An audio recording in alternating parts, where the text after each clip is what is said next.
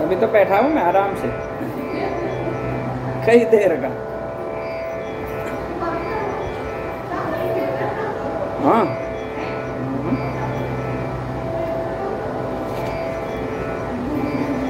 तो चलो कथा शुरू करते हैं, 4:30 होने वाला है।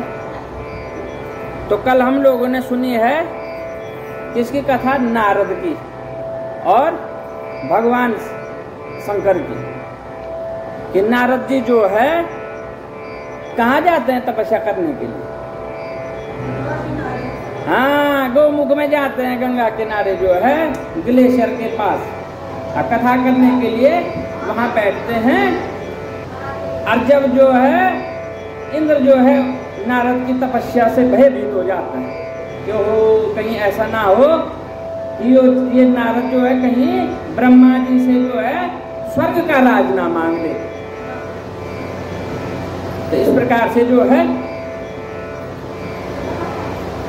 इंद्र भयभीत होकर के जो है कामदेव को वहां भेजता है और कामदेव जो है हार करके वापस आ जाता है इंद्र के पास। कहता है कि भाई मैंने तो जितने भी यत्न थे सारे यत्न 6 ऋतुएं वहां पे प्रकट कर दी, पर कोई प्रभाव नहीं पे नारद जो है चल से भी चल नहीं हुआ। अब नारद ये सब प्रक्रिया जो है देखता है। उसके बाद जो है जब नारद जी जो है तब पूर्ण करते हैं, तब उसके बाद जो है सीधे जो है बड़े प्रसन्नचित होकर के तब तो जो भी मिला होगा, पर मन में कामदेव के जाने से अहंकार भर गया साथ ही साथ कि भाई मेरी वजह से मैं ऐसा ब्रह्मचारी हूँ, मैं ऐसा ज्ञानी हूँ, मैं ऐसा प्रभु भक्त हूँ कि जिसकी वजह से जो है कामदेव का मेरे पे कोई असर नहीं हुआ। तो ये खुशी के मारे जो है कैलाश पर्वत पे चले गए। शिव जी को कहा प्रभु अब तो मैं भी आप तीनों के समकक्ष हो गया हूँ। आप तीनों के समकक्ष ब्रह्मा विष्णु महेश, आप तीनों को तो कोई माया नहीं बोल सकती है, और मैं भी अब ऐसे ही हो गया हूँ, मेरे को भी किसी माया ने नहीं बोल, कामदेव का मेरे ऊपर कोई प्रभाव नहीं हो। इस प्रकार से उसके बाद भगवान शंकर ने जो है नारद की बात जान करके नारद का भ्रम मिटाने के लिए लीला रच दी वहां से। तो ये नारद मोह की लीला भगवान शंकर ने रची थी, जिसकी वजह से नारद को बंदर का मुंह मिला था और शिव गणों को वहां से श्राप प्राप्त हुआ। तो आज की कथा जो है शिव गणों को जो है श्राप की कथा आपको सुनाएंगे। तो ऋषि बोल रहे हैं, ये महाभाग व्यास शिष्य सूत जी आपको नमस्कार है, जो आपने कृपा कर हमारे लिए इस अद्भुत चरित्र का वर्णन किया। सभी ऋषि जो है सूत जी को बार बार प्रणाम कर रहे हैं। हे प्रभु अब आप हमको मधुर मधुर कथाएं सुना रहे हैं। पहले तो आपने सब लिंगों का विवेचन किया, चंदन का विवेचन किया, रहन सहन का, हमारे जो है आचार और व्यवहार का विवेचन किया कि किस प्रकार पहले तो हमारा शरीर शुद्ध होना चाहिए ना, फिर हमारे विचार शुद्ध होने चाहिए, फिर स्थान शुद्ध होना चाहिए, फिर किसकी पूजा होनी चाहिए उसका ज्ञान होना चाहिए। और जब जो है सबको सूत जी ने भगवान शंकर की भक्ति में लगा दिया सूत जी ने, तब जो है सूत जी कह रहे हैं कि आप धन्य हैं, और सभी ऋषि जो है बार बार प्रणाम कर रहे हैं कि अब आप जो है भगवान शंकर की मनोहर कथाएं हमको सुनाओ। और सूत जी कह रहे हैं कि अब इन कथाओं में आनंद है, अब सुनो भगवान शंकर का चरित्र। श्री व्यास जी कहते हैं कि जब पौराणिकों में उत्तम सूत जी ने ऋषियों से इस प्रकार पूछा तो उनके स्तुतियों को सुनकर शिव जी का स्मरण कर सूत जी बोले। तब जो है शिव की कथा सुनाने के लिए सभी ऋषिवर जो है सूत जी को प्रणाम करने लगे। और सूत जी किसको कर रहे हैं प्रणाम? भगवान शंकर की जय करके, और जो है कथा का आरंभ कर रहे हैं।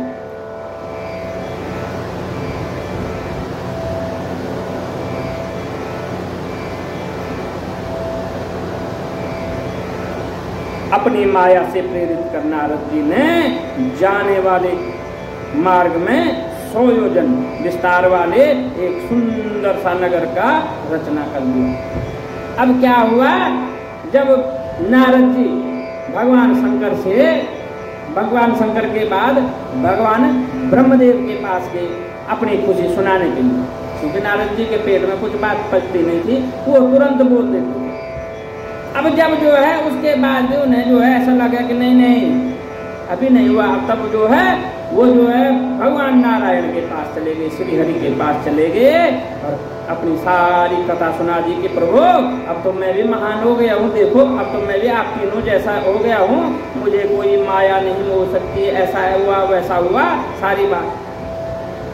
भगवान ने जो है विष्णु जी ने जो है भगवान शंकर का स्मरण किया और सारी लीला को जान लिया और उसमें क्या किया कि हर्षो उल्लास उनका जो है उत्साहवर्धन कर दिया। नारद जी कहा वाकई जो है अब तो भाई तू भी जो है हमारे जैसा हो गया नारद, ऐसा करके एक बार खूब झाड़ पे चढ़ा दिया। उसके बाद जो है भगवान की माया शुरू होती है, वहां से भगवान ने अपनी माया से जो है 100 योजन विस्तार वाला एक सुंदर नगर कंचन नगर की रचना कर, सुंदर नगर है ऐसा माया से एक सृष्टि बना दी, एक नगर बना दिया ब्रह्मांड में। और जो वो नगर कहाँ पड़ा, जहां से नारद जा रहा है, खुशी से नारद जी फूले नहीं समा रहे हैं, जा रहे हैं नारायण नारायण करते हुए और उनको दिखता है ओहो यहाँ रास्ते में जो है ये तो नगर दिख गई, ये तो पहली बार दिखा, अर्थात अब मुझ पे कोई ना कोई प्रभाव हो ही गया, अब मैं काफी बड़ा हो गया हूँ। इस प्रकार से जब जाते हैं देखते हैं उस नगर के समीप जाते हैं, उसके बाद नगर में पहुंचते वहां देखते हैं उस नगर के राजा शीलनिधि जी जो है उस नगर के राजा शीलनिधि अपने पुत्री का स्वयंवर की तैयारियां कर रहे हैं। वहां दुनिया भर के जो है राजा महाराजा राजकुमार सब आ रखे हैं स्वयंवर में। यह देख करके नारद जी को देख करके राजा शीलनिधि जी कौन थे, स्वयं भगवान विष्णु ही शीलनिधि थे, स्वयं भगवान विष्णु ही मोहनी बने, स्वयं भगवान विष्णु जी ही वहां की पटरानी बने। तो इस प्रकार से जो है नारद जी को बुला करके अपने आसन पे बिठा दिया, उनकी पूजा कर दी, उनके चरण धो लिए, उनकी पूजा कर ली और अपनी पुत्री को भी बुला दिया कि आओ पुत्री अब तुम भी जो है इन जो है ऋषि को प्रणाम करो, ये तो महान ऋषि हैं, इनको आप प्रणाम करो।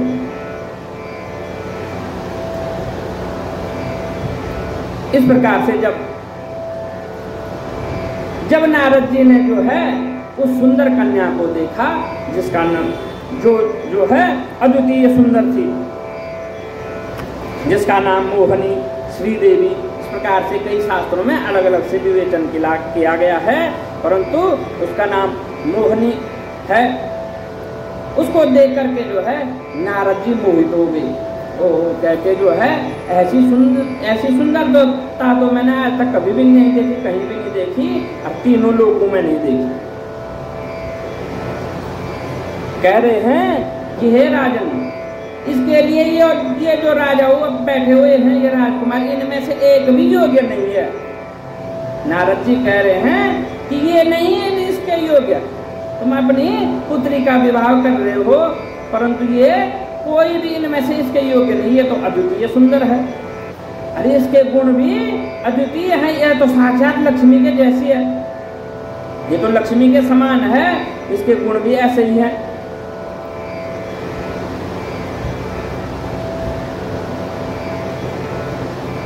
तब जो है इस प्रकार से जो है नारद जी अपने मन में विचार करने लग गए वहीं बैठे बैठे कि भाई मैं तो इसलिए कह रहा हूं कि काश मेरे साथ इसका विवाह हो, परंतु जो है मैं तो जटाधारी हूँ, मैं तो चुटिया बना के रहता हूँ, मैं जो हूँ ब्रह्मचारी हूँ, ना मेरा घर है कहीं ना कहीं बाहर है, मेरा तो एक जगह ठिकाना भी नहीं है, चाय यहाँ पी तो नाश्ता के लिए हो सकता है कि पाताल में चले गए हैं, और शाम का खाने के लिए कहीं स्वर्ग में चले गए इंद्र के पास। तो ऐसा तो मेरा दिनचर्या है, मैं कहीं भी ठहरता नहीं हूँ। एक बार एक जगह जो है कहीं नहीं ठहरता हूँ, तो क्या होगा, करना तो मैं नहीं है इससे विवाह। इस प्रकार जो है नारद की सोच में पड़ गए और आज्ञा मांग करके राजा सील से वहां से चल दिए और सोचने लगे रास्ते में क्या करूं, कुछ कैसा यत्न करूं कि जिससे मेरा ही विवाह इससे हो, इस सुंदर कन्या से मैं विवाह कर लूं। क्यों, देखो नारद जी जो है कई जन्मों के पुण्य से जो है नारद पद को प्राप्त किया। नारद जी ने कई जन्मों के पुण्य से नारद पद को प्राप्त किया था। कई संतों की कथा आपने सुनी होगी, वो कथा कि नारद जी जो है अपनी माता के साथ रहते थे जब छोटे थे बच्चे, और जो है साधु संत जैसे चतुर्मास शुरू हो गया ना, इस चतुर्मास में जैसे साधु संत आते जंगल में, तो वो जंगल में रहते थे, वहां कुटिया में वो सेवा करते उनकी, तो नारद जी उनसे सत्संग सुनते। अब जो साधु संत होंगे वो सत्संग ही करेंगे, हरि नाम की चर्चा ही करेंगे। तो ऐसे जो है उन्होंने सारे जीवन भर उसके अलावा कुछ नहीं सुना, इसलिए जो है उनको नारद पद की प्राप्ति हुई थी।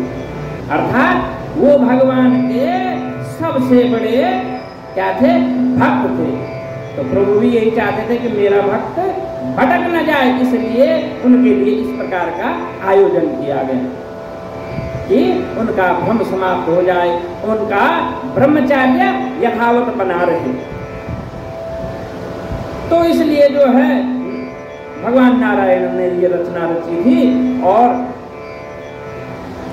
तब नारद जी रास्ते में सोच रहे हैं, सोचते सोचते नारद जी के दिमाग में आ गई बात कि और कुछ नहीं, अब कहीं जाके कुछ नहीं होगा, मेरा तो एक ही सहारा है, जिनका दिन भर मैं नाम भजता हूँ, जिनके नाम की मैं बीणा बजाता हूँ दिन भर, अब तो उन्हीं के पास जाना है और उन्हीं को कह दूँ कि मुझे कुछ दे दो, मेरा रूप ऐसा बनाओ, मैं सुंदर दिख जाऊँ, मैं आपके जैसा दिख जाऊँ, अब मेरा कोई ठिकाना हो जाए। इस प्रकार से बहुत से विचार अपने मन में उत्पन्न करने लगे और चले गए भगवान वैकुंठवासी के धाम में। वहां पहुंच गए और जो है भगवान श्री से हरि से कहने लग गए, हे प्रभु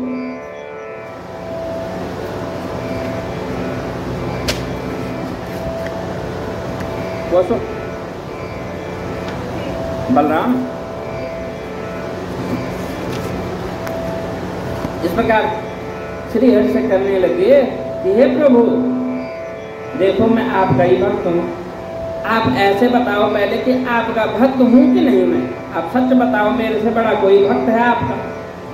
प्रभु कह रहे नहीं नहीं, मेरे तेरे से बड़ा नहीं है भाई कोई भक्त, तू ही है मेरा असली भक्त। हाँ बोल, आज तू जो है अलग सी बातें कर रहा है, चल बता किस योजन से, किस आयोजन से, किस प्रयोजन से ये बातें कर रहे हो, चलो बताओ नारद। तो नारद जी कहते हैं प्रभु एक छोटी सी बात है, मेरा एक छोटा सा काम कर लो। अब देखो मैं आपको नहीं कहूँगा तो किसको कहूँगा, जिस पे ज्यादा सहारा भरोसा होता है उसी के पास जाया जाता ना। तो कष्ट हो, कोई जरूरत हो तो उसी के पास जाया जाता है जिस पे विश्वास होता है। इसलिए नारद जी कह रहे हैं कि मुझे सबसे ज्यादा विश्वास आप ही पे था, इसीलिए मैं सीधे आपके पास आ गया कि आपके अलावा मेरी कोई मदद नहीं कर सकता है। तो प्रभु काम ऐसा है कि आप जो है पहले तो मेरे इस रूप को सुंदर बनाओ, अपने जैसा बना दो, हरि का रूप बना दो। तो जो है हे प्रभु मुझे भी अपना ये हरि वाला रूप दे दो, जिससे जो है एक काम आ पड़ा है, मैं विवाह करना चाह रहा हूँ। और मेरा विवाह कर लो, वहाँ तो एक से एक धुरंधर बैठे हैं, एक से एक सुंदर राजा बैठे हैं, युवराज बैठे हैं, राजकुमार बैठे हैं, और मैं वहाँ ऐसे जाऊंगा ये तंबूरा लेके, अरे ऐसे जटा बना के, तो मेरे गले में तो माला डालेगी नहीं वो राजकुमारी। इसलिए प्रभु आप अपना रूप मेरे को जो है एक दिन के लिए उधार दे दो कम से कम। तो प्रभु कहते हैं चलो ठीक है भाई, तो मेरा भक्त है इसलिए मैं तेरे पे कृपा करता हूँ, तो मेरा भक्त है भाई। अब आज तेरे को जरूरत है, तू वैसे मांगता नहीं है कुछ, सब लोगों के लिए मांगता है, आज तूने अपने लिए मांगा, चल आज अपना रूप में तुझे दे। तो भगवान का तो कोई रूप है ही नहीं। इसलिए हरि रूप जो है बंदर का नाम भी है, संस्कृत भाषा में हरि बंदर को भी बोलते हैं। इसलिए भगवान नारायण ने जो है तुरंत ही जो है नारद का मुंह बंदर का बना दिया है। नारद को सुंदर वस्त्र आभूषण पहना दिए। अब नारद को क्या पता मेरा मुंह किस चीज का हो गया। नारद ने सोचा हाँ भाई हो गया, अब मैं हरि के समान सुंदर हो गया हूँ। नारद वो वीणा तंबूरा वहीं रख करके कहता है प्रभु अब मैं जाता हूँ, पहले अपनी दृष्टि बस आके आता हूँ मैं, आपका धन्यवाद प्रभु। तो इस प्रकार नारद जी जो है भाग करके जो है उस कंचन नगर में पहुंचते हैं। वहां उस राजसभा में बहुत सारे राजा महाराजा युवराज राजकुमार सब बैठे हैं, यक्ष गंधर्व बैठे हैं। और जो है नारद जी भी उस रूप में आकर के वहां बैठ जाते हैं एक जगह पे। सब जो कुर्सियां लगी हुई हैं तो बैठ गए वहां पे। अब एक देखता है हंसता है, दूसरा देखता है हंसता है, तीसरा देखता है हंसता है। धीरे धीरे सब हंसते हैं नारद को कि भाई इसका तो सारा शरीर तो मनुष्य जैसा है, हैं? इसका सारा शरीर ऐसा है, इसका मुंह बंदर का कैसे हो गया भाई? अरे ये यहाँ विवाह करने आए, इसके गले में डालेगी बरमा राजकुमारी, इसके गले में तो बिल्कुल नहीं डालेगी। और जो है नारद जी अपने मुंह को बार बार ऐसा कर रहा है, मेरे जैसा मुंह तो किसी का है ही नहीं, मैं ही हूँ सुंदर। अरे मेरे पास तो साक्षात भगवान का हरि का रूप है, भगवान नारायण का रूप है। इसलिए अब ये राजकुमारी मेरे गले में ही वरमाला डालेगी, मेरा ही वरण होगा। और धीरे धीरे जो है नारद अपने विचारों में खोए हुए थे। वो जो है राजकुमारी मोहनी जो है वरमाला लेकर के सारे प्रांगण में घूमते सभी राजाओं को, राजकुमारों को, युवाओं को देखते हुए आगे आती है जहाँ नारद जी बैठे हैं। नारद जी को भी वो माला दिखा करके नारद जी सोचते हैं पड़ेगी मेरे गले में, पर नहीं पड़ते, वहां से आगे निकल जाती है। और झट से जो है नारायण भगवान फिर से रूप धर के वहां आ जाते हैं। और जो है लक्ष्मी रूपी वो कन्या जो है भगवान नारायण को वर लेती है। उसके बाद जो है वो दोनों वहां से चले जाते हैं और नारद जो है क्रोधित हो जाता है। और इतने में सामने ही बैठे हुए शिवगण हंस जाते, जोर से हंसते। क्या देख ऐसा होता है, बड़ा सुंदर समझ रहा था तो अपने आप हैं। अभी ऐसा देखो हंसते हैं जोर से। नारद जी क्रोधित हो जाते हैं क्योंकि जो है नारद जी अपने मार्ग से बट गए थे, इसलिए काम क्रोध ने उन पर वास कर लिया था। वहां पे तो नहीं किया जहाँ शिव क्षेत्र था। जैसे ही उस क्षेत्र से बाहर आए वैसे ही माया मोह ने उनको लिपेट लिया, काम ने उनको पीड़ित कर दिया। इसलिए नारद जी क्रोध करने लगे और उनको श्राप दे दिया, उनको श्राप देने लग गए कि भाई तुम मेरे को देख करके हंस रहे हो, तुम जाओ राक्षस बन जाओ। इस प्रकार से जो है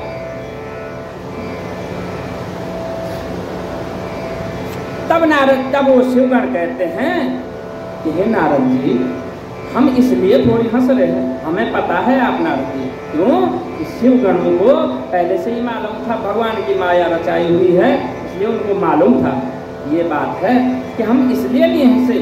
हम तो इसलिए हंसे कि आपने अपना मुंह देखा तो है ही नहीं।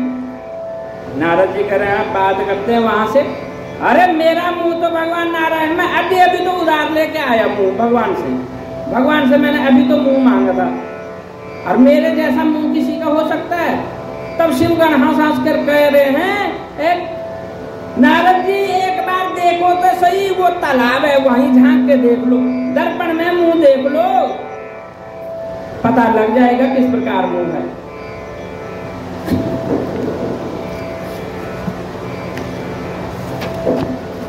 किस प्रकार का तुम्हारा मुंह है, इस प्रकार पता तो लग जाएगा।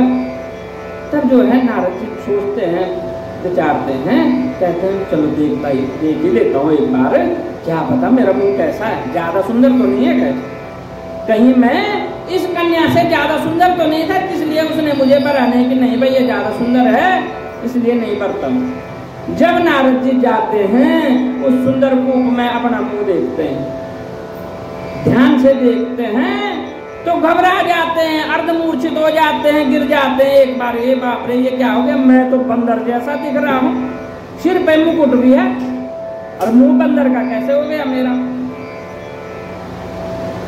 तब जो है क्षणिक मूर्छा से उठकर भक्त जो है नारद जी खड़े होते हैं और कहते हैं कि अच्छा कि ऐसा हुआ, भगवान ने जो है मेरे साथ छल कर दिया। अब मैं समझ गया कि जो है नारायण भी अपने नहीं है, ये तो महादुष्ट है नारायण। इस प्रकार से जो है नारद जी एक से एक बातें कहने लगे, बकने लगे, जो मुंह में आया इस प्रकार से बकने लगे कि हे नारद जल्दी चल।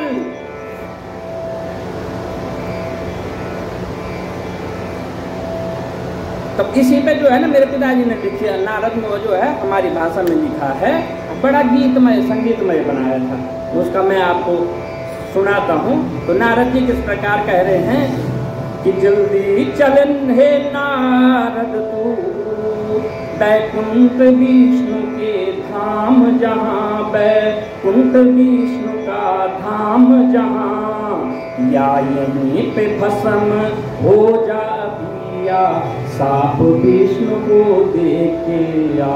ये सारा गढ़वाली में है, मैं इसका ट्रांसलेशन कर रहा हूँ यहीं पे। तो इस प्रकार से इतने क्रोधित हो गए नारद जी, कह रहे हैं कि तू अब यहाँ मत रुक, समझ गया मैं, अब सब चाल ये विष्णु की थी, मैंने वहां को बोल दिया था, मैंने विष्णु को बोल दिया था कि वहां विवाह का आयोजन हो रहा है और विष्णु ने मेरे साथ छल कर दिया है, इसलिए अब तू सीधे एक बार वहीं चल। उसने मेरे को ठग दिया, मेरे को बांदर का मुंह कैसे दे दिया कि जो है या तो तू जल्दी चल यहाँ से बैकुंठ चल, या फिर यहीं पे भस्म हो जा, आग लगा दे अपने ऊपर और भस्म हो जा। ऐसा क्रोध आ गया नारद को, और या तो सीधे विष्णु लोक चला और विष्णु को जो है साप दे दे, बस तब छुट्टी, तब जो है बदला पूरा हो जाएगा। ऐसे जो है नारद जी चल रहे हैं, ओ एक से एक बात, पता नहीं क्या क्या बक रहे हैं, चलते चलते जो है जा रहे हैं। तब तक जो है उन्हें मार्ग में जो है लक्ष्मी और नारायण मिल जाते हैं। किस रूप में? वो सुंदर राजकुमार और मोहिनी के रूप में। और पूछते हैं नारद से कि हे नारद, कि तुम इतने जो है चल विचल क्यों हो रहे हो, क्या हो गया हो, तुम कहाँ जा रहे हो, क्या हुआ तुम्हें? नारद जी कहते हैं क्या हुआ, ऐसा ऐसा हो गया मेरे साथ, वहां जो है नारायण ने मेरे साथ छल कर दिया, नारायण ने मेरे साथ छल कर दिया है। अब ये देखो मेरा मुंह कैसा था, मैंने तो उनका मुंह मांगा, उन्होंने बांदर का मुंह दे दिया मुझे बंदर बना करके। अब विवाह संस्कार में, विवाह की सभा में भेज दिया, मेरे तो जो है विवाह तो हुआ नहीं, वहां अपमान हो गया मेरा। प्रकार से जो है नारद जी अपनी बातें कहने लगे। तब नारायण और लक्ष्मी जो है अपने स्वरूप में आ गए और नारद जी और क्रोधित हो गए। अच्छा तो बात ये थी कि जो है मैं अब समझा, अब असली कहानी अब आई मेरी समझ में कि तुम स्वयं ही मेरी बातों को सुनकर उस कन्या को भरने आ गए, तुमने ही छल कर दिया। तो ये तो बड़ा छल हो गया, मैंने तुमसे अपनी मन की बात कही, तुमने अपने भक्त के साथ ही ऐसे कर दिया, इस कन्या को विवाह करके तुम ला गए वहां से, अब मेरे को बांदर का मुंह दे दिया। तो नारद जी कह रहे हैं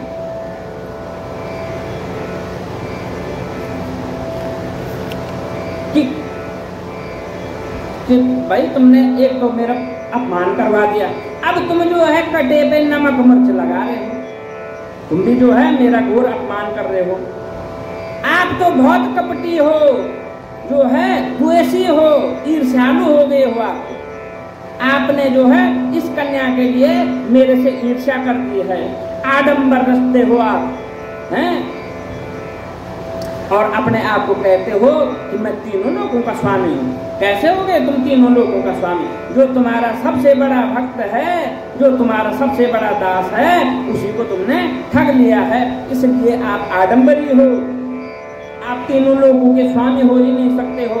आप तो राक्षसों के साथ जो है छल करते हैं। आपने तो राक्षसों को भी छल किया था। आज मैं सारी बातें खोलूंगा। हो जाती है ना लड़ाई कभी कभार, मतलब होता है आज तो काम है तेरा, सब चिट्ठा खोलता हूँ। होता है ना जब लड़ाई होती है, किसी के साथ झगड़ा होता है, घर में भी होता है, हाँ तो अपने आप को ज्यादा समझता है, तेरी चिट्ठा मैं खोलता हूँ, कच्चा चिट्ठा। तो ऐसे ही नारद जी कह रहे हैं कि तुमने राक्षसों के साथ भी बड़ा छल किया। तुमने जो है देवताओं को जो है समुद्र मंथन में निकली हुई क्या पिला दी? अमृत की बूंदें पिला दी और असुरों को मदिरा पिला दी। ऐसा इतना बड़ा छल किया तुमने, ये हो जो है मोहनी रूप धर करके। इस प्रकार जो है,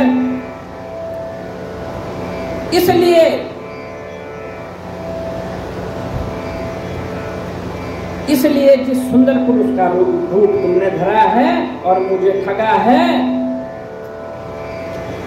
इसी रूप के साथ तुम जो है धरती पर अवतरित होंगे। कौन हुए थे उससे अवतरित? भगवान रामचंद्र।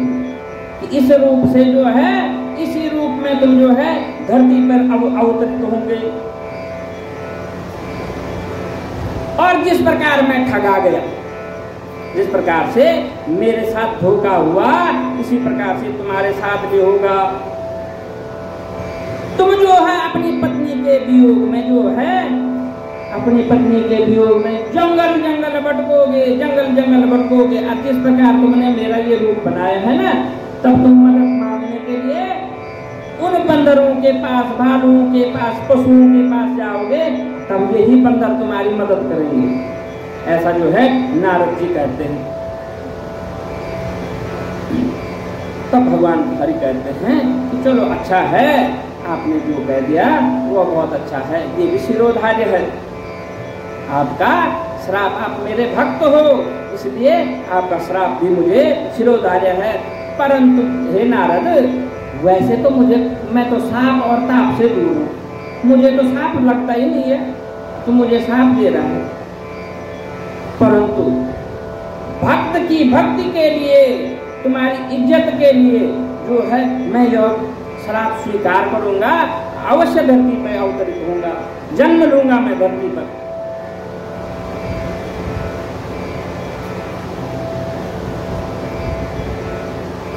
तब नारद जी कहते हैं, नारद जी को जो है धीरे धीरे जो है अपनी भूल का पछतावा होने लगता है। ये तो जो है, ये तो नारायण जी एकदम से मान गए, श्राप भी एकदम से ले लिया, भागे। इनको तो श्राप कुछ भी नहीं लगता है, इनको श्राप का असर नहीं होता। इतने महान हैं कि मैंने श्राप दे दिया और इन्होंने धारण कर दिया। क्योंकि भगवान नारायण कह रहे हैं किस प्रकार, कब, कैसे एहसास हुआ नारद को? भगवान नारायण कह रहे हैं, नानगर नराज कुमारी थी, हे ऋषि वो मेरी माया थी। नानगर था कहा, न राजकुमारी थी, वो तो सब मेरी माया थी। जो तुम जो समझी गया तक सो मन तुम्हारो घर मायूं। जो आप जो है शादी का समारोह समझ करके वहां गए, वो तो मैंने ही तुम्हारा मन भरमाया था, क्योंकि तुम उल्टे रास्ते चलने लगे थे। इस प्रकार से नारद जी से जब नारायण ने ये बातें कही तो नारद जी रोने लगे। अच्छा ऐसा हुआ था क्या? नारद जी जो है भगवान राम की, तो भगवान नारायण जी जो है पैरों में गिर गए, गिड़गिड़ाने लगे, प्रभु आपने मेरे लिए इतना कर दिया और मैं अब तक सोच रहा हूँ कि मैं ही बड़ा, आपसे बड़ा हो गया हूँ, मैं त्रिदेवों से बड़ा हो गया हूँ, जो है मैं माया मोह से दूर हो गए हूं, पर मैं समझा ही नहीं कि मैं जैसे ही कैलाश से नीचे उतरा और मुझे तुरंत माया ने घेर लिया, ऐसा मैंने समझा ही नहीं। अब आ रहा मेरे समझ में, हे प्रभु तुमने मेरे लिए इतनी बड़ी लीला रची। नारद जी रोते हैं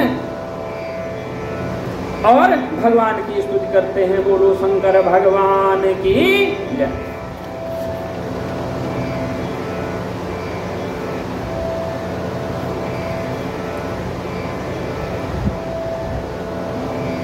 हे ब्राह्मणों, विष्णु अंतर्ध्यान होने पर नारद जी भक्ति पूर्वक शिवलिंग का दर्शन करते हुए पृथ्वी पर विचरने लगे। इसलिए जो है भगवान नारायण जब बैकुंठ को चले गए और जो है नारद जी को जो है बड़ा पछतावा होने लग गया कि मैंने जो है घोर पाप कर दिया, मेरे जन्म जन्मों के तप जो है सब जो है खराब हो गए हैं, नाश हो गए हैं। इसलिए जो है नारद जी जो है सीधे धरती पे उतर आए और सब शिवलिंगों के दर्शन करने के लिए यात्रा करने लगे। क्यों करने लगे? पाप उतारण के लिए, जिससे पाप से तर जाएंगे। उन्होंने जितने ही शिवलिंगों का प्रेम पूर्वक दर्शन किया, उसी समय वे रुद्र के गण जिन्हें उन्होंने साप दिया था, उनके समीप आकर चरणों में गिर पड़े, उनसे क्षमा मांगी और कहा, हे मुनिवर, आपका अपराध करने वाले हम वास्तव में ब्राह्मण नहीं हैं, किंतु हम दोनों महादेव जी के गण हैं, जिन्हें राजपुत्री के स्वयंवर में माया से मोहित होकर चित्त होकर परमेश्वर की प्रेरणा से आपने हमको श्राप दे दिया। कह रहे हैं कि हम ब्राह्मण नहीं हैं, हम तो भगवान शिव के गण थे। आपको तो मोह दिया था प्रभु ने, पर हमें भी जो है भगवान शिव ने, भगवान नारायण ने अपनी माया से भरमा दिया था। तो देखो भगवान ने कितनी बड़ी लीला रची, वहां नारद का मोह भंग कर दिया, वहां जो है भगवान राम का अवतार की नींव पड़ गई। और वहां क्योंकि रावण का वध होना था, इसलिए वहां तो नारद का मोह भी भंग कर दिया कि भाई एक पंथ दो कार्य, तो भाई नारद सुमार्ग पर, जिस मार्ग पे है उसी पर रही। तो कह रहे हैं हम भी प्रभु की प्रेरणा से ही हुए और आपने हमें प्रभु की प्रेरणा से ही श्राप दे दिया है। उस समय हमने कुछ समय जानकर रहना ही उचित समझना था।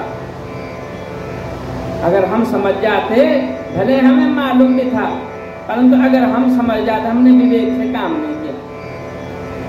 तो पता होता नहीं, हाँ उसको पता नहीं है, काम मुझे पता है, तो मुस्कुराहट आई जाती है।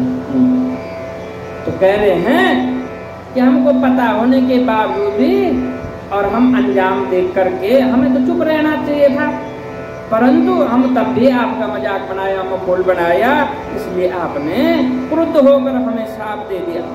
परंतु अब आप प्रसन्न होकर हम पर कृपा कीजिए।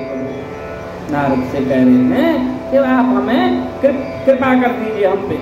सूर्य जी कहते हैं, जब उन गणों ने भक्ति और आदर से इस प्रकार प्रार्थना की तो उनके वचनों को सुनकर पश्चाताप करते हुए मुनि ने कहा कि हे सत्पुरुषों, मैं महादेव जी के गण शिव जी की इच्छा से पहले ही निश्चय ही मेरी बुद्धि भी नष्ट हो गई थी, जिससे मोहवश होकर के मैंने तुमको साप दे दिया था। तो नारद जी भी कह रहे हैं कि हे शिव गणो, तुम तो सत्य पुरुष हो, परंतु भगवान महादेव ने ही मेरी बुद्धि भ्रमित करी है। भगवान महादेव जी ने मेरी बुद्धि भ्रमित कर दी थी, इसलिए जो है मेरी बुद्धि भ्रमित हो गई और मैंने आपको श्राप दे दिया। इसमें मेरा भी कोई इतना दोष नहीं है, परंतु जो कुछ कहा वह तो होना ही था, होना ही है। तो हे गणों सुनो, मेरा अपराध क्षमा करो। अब मैं तुम्हारे शापोद्धार का उपाय कहता हूँ। इसलिए नारद जी कह रहे हैं कि अब जो है मैं जो है अपने मूल स्वभाव में आ गया, मैं समझ गया हूँ अब सब कुछ। अब मैंने जो साफ दे दिया वो वापस नहीं हो सकता है। वचन मुंह से निकलते हैं ना जब, तो वो कभी वापस नहीं होते। ऐसा तो नहीं कि मैंने बोल दिया पानी वापस ले ली, जो निकल गया मुंह से वो निकल गया। नारद जी कह रहे हैं प्रभु की कृपा से, प्रभु की लीला से ऐसा हो गया। अब ये तो फलित तो होगा ही जो मैंने साफ दे दिया, परंतु इसका साफ उद्धार के लिए मैं कुछ उपाय ढूंढता हूँ। अब कुछ सोचता हूँ मैं कि किस प्रकार से तुम्हारा उद्धार हो।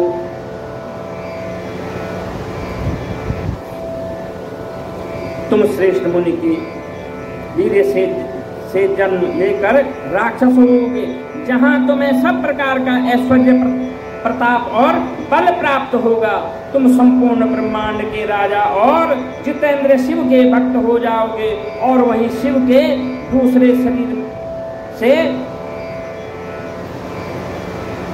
पुनः जो है शिव पद को प्राप्त हो जाओगे।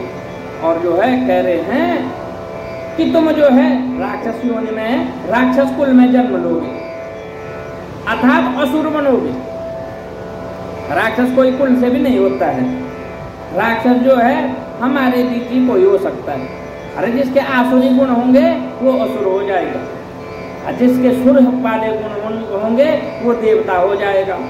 इसलिए कह रहे हैं कि तुम जो है ऋषि के पुत्र होंगे पर राक्षस होंगे। तुम जो है होंगे तो ऋषि के पुत्र पर राक्षस होंगे। उसके बाद जो है मरने के पश्चात पुनः तुम जो है अपना शिवलोक को प्राप्त हो जाओगे।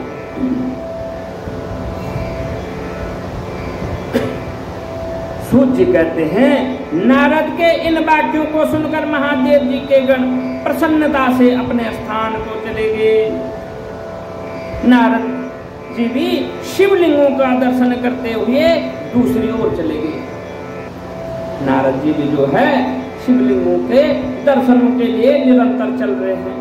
पृथ्वी पर पर्यटन करने लगे, अर्थात पृथ्वी पर घूमने लगे, जगह जगह शिवलिंगों के दर्शन करते।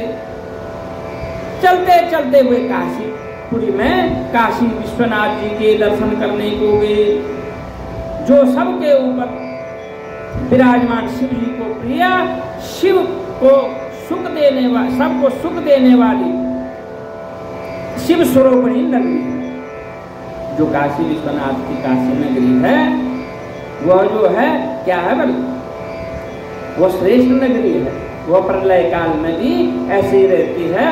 और नारद जी कह रहे हैं कि जो है सौभाग्य से नारद जी वहां भी पहुंच गए भगवान शिव के दर्शन करने के लिए। उनके दर्शन से कृतार्थ हो गए। वहां परम आनंद से उन्होंने काशी शिव का पूजन किया और उनकी महिमा का वर्णन करते हुए प्रेम से विह्वल हो गए। काशी विश्वनाथ का दर्शन करके नारद जी झूमने लग गए, भजन गाने लग गए, नृत्य करने लग गए। इस प्रकार से भगवान के दर्शन से वह प्रसन्न हो गए। पश्चात नारद जी वहां से ब्रह्मलोक को चले गए। वहां जाकर के अनेक प्रकार से अपने पिता ब्रह्मा से शिव तत्व को पूछा। अब जो है नारद जी सब शिवलिंगों के दर्शन करके सीधे ब्रह्मलोक को चले गए। अब जो है अब लाइन पे आ गए नारद जी। अब कहा कि भाई पहले तो मैं सीधे शिव के पास जाकर के ऐसा कह दिया था, अब शिव तत्व कोई बता सकता है तो ब्रह्मा जी बता सकते हैं, क्योंकि वो वेदों को धारण करते हैं। ब्रह्मा जी बोले, हे ब्रह्मन, तुमने लोक कल्याणकारी यह बड़ा उत्तम प्रश्न किया है कि जिससे भगवान विष्णु भी नहीं जानते हैं। महाप्रलय के समय में सब स्थावर जंगम नष्ट होने पर जब सूर्य ग्रह ताराओं से रहित होकर के सब अंधकारमय हो गया था और चंद्र रात दिन अग्नि और वायु पृथ्वी पर जल कुछ भी नहीं था। इस प्रकार से जो है सूर्य बल दिन रात अग्नि बरसा रहा था, पृथ्वी पे जो है वायु और जल कुछ भी नहीं था। प्रधान आकाश और अन्य तेज भी शून्य हो गए थे, आकाश भी स्तंभित हो गया था, सब प्रकार की जितनी वस्तुएं थी, सारी सृष्टि जो है स्तंभित तो हो गई थी, स्थगित तो हो गई थी सारी जगह। उसके बाद अंधकार छा गया।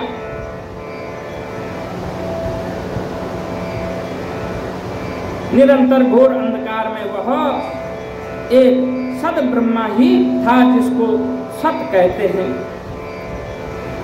जब सत असत स्वरूप कुछ भी नहीं रह गया, और जिसको योगी निरंतर हृदय आकाश में देखते हैं, जिसको बोले योगी ज्ञानी जन जो हैं, हृदय के आकाश में, एक तो आकाश ही है जिसमें हम तारे देखते हैं टिमटिमाते हुए, एक आकाश जो है हमारे हृदय में है, एक ब्रह्मांड जो है हमारे सिर के अंदर है, जहाँ